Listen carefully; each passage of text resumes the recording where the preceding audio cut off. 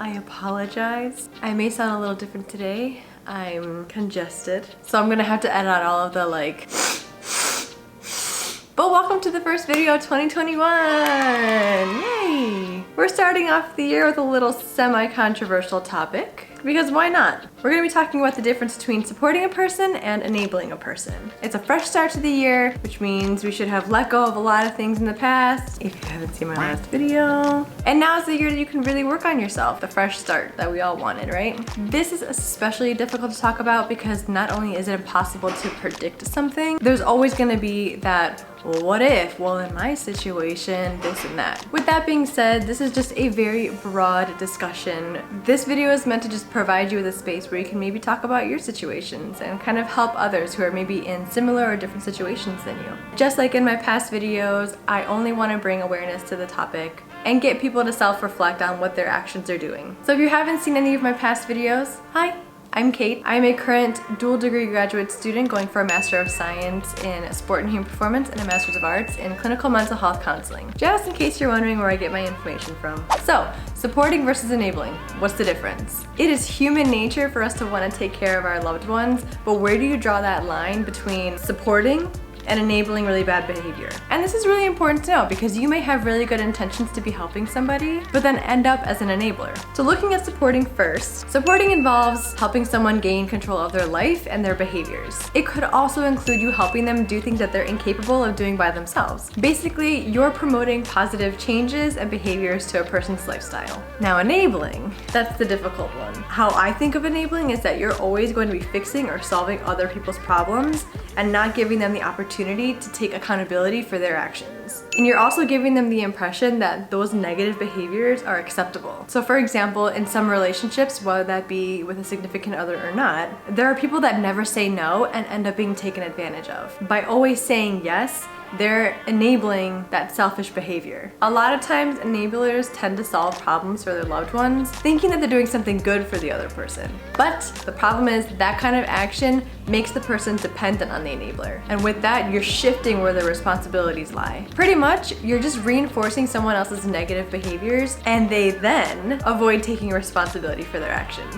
Still can't tell the difference?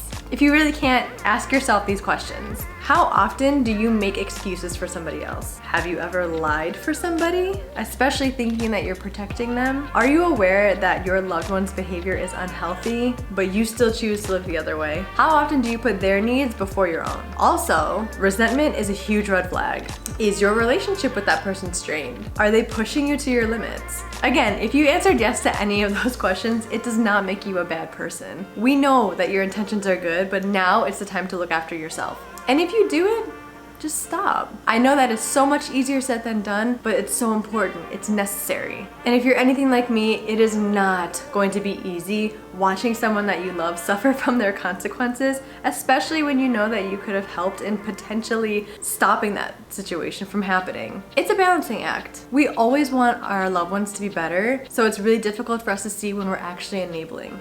So this is where it gets a little controversial. Let's add in the mental health variable. I want to use depression, for example, because it's really common, and it's common enough for people to know about it and to have some general idea of what it's like, whether or not they've experienced it themselves.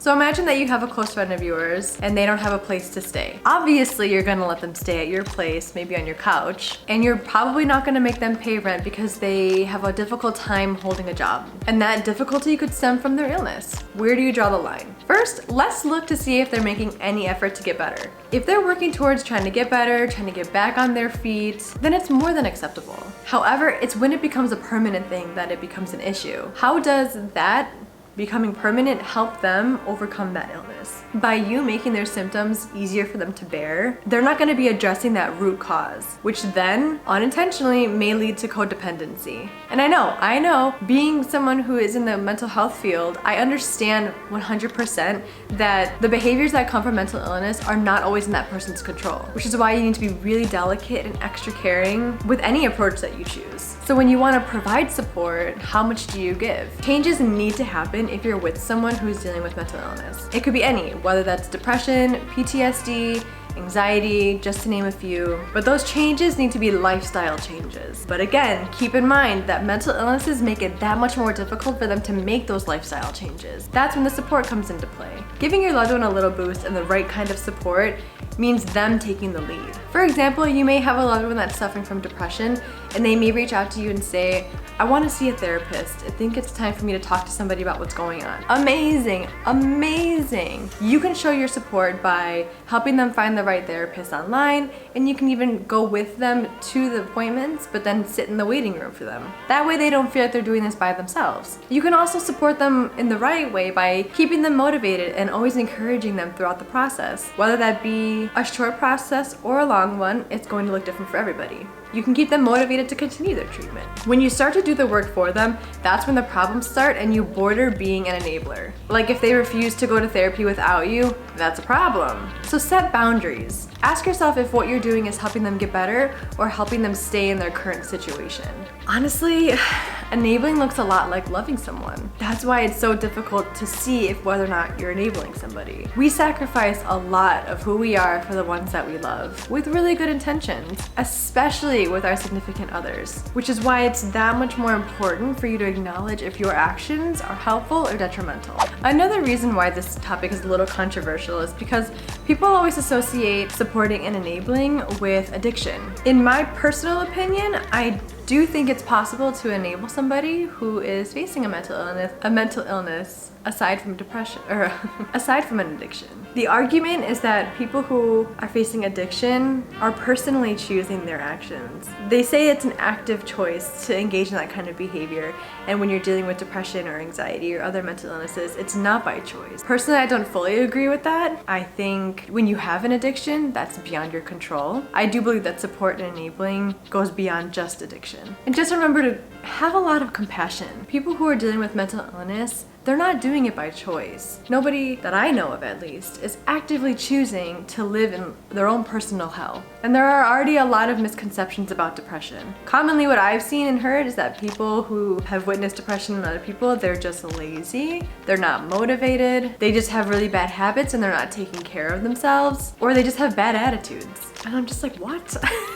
What? No, it's so much more than that. So have a lot of compassion when you're with someone, a loved one who is dealing with anything. PTSD, for example. That's another one aside from depression that's a little less common from the everyday. From what I've seen, it looks like the significant others end up taking more responsibility. They allow their significant other to be a little bit more withdrawn. Ooh, a really popular one that I know is that whenever you are enabling someone, you're kind of acting as a buffer in really stressful situations or in situations where they may be triggered. Now I know the intention is really good, and this is again controversial. By shielding them from all of those potential situations, you're not allowing that kind of growth. That doesn't mean just throw them to the wolves and see what happens. No, not at all. But if there's anything that I've learned with my time in school, it's that you can't help people that don't want to be helped. And that's coming from someone going into the mental health field.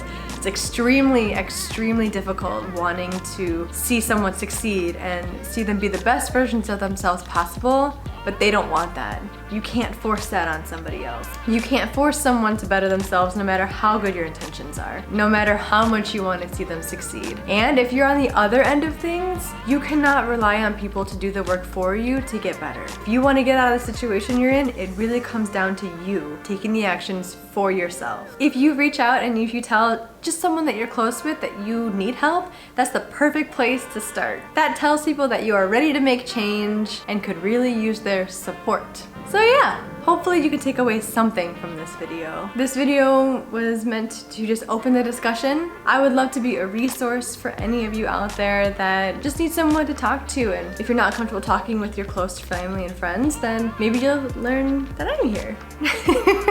So thank you for stopping by today. Consider subscribing if you'd like, or if not, if you don't feel comfortable with that, feel free to follow me on Instagram. My handle is Intricate. Otherwise, I'll see you at the next one. Thank you. Bye.